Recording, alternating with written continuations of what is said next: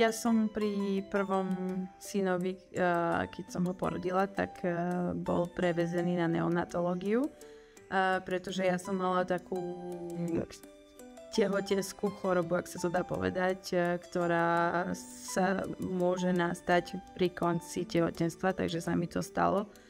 A ako náhle som porodila, tak všetko bolo v poriadku, akurát, že malý mal trošku problém s dýchaním, tak práve preto bol na tej neonatológii. A určite sú to práve tie momenty, ktoré ma poznačili, pretože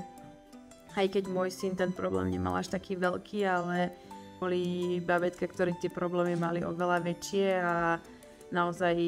to bolo dosť ťažké vidieť tak malé deti a s takými veľkými problémami, takže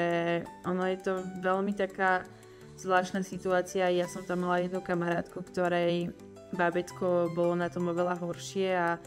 ja sama som jej povedala tým, že môj syn napredoval veľmi rýchlo, tak snažila som sa jej povzbudiť, že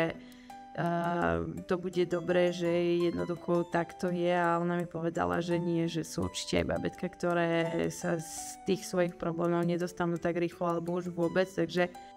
je to priestor, kde sa taká tá radosť splýva spolu s takým tým možno nešťastím veľakrát, a hlavne čo ma tiež poznačilo, bolo tie zdravotné sestry a starostlivosť práve týchto ľudí, ktorí sa o tie babätka starajú non-stop, a naozaj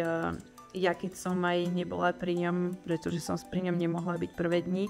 a hoci kedy som zatelefonovala aj o 2:00 v noci, každá jedna zdravotná sestra mi odpovedala na telefón úplne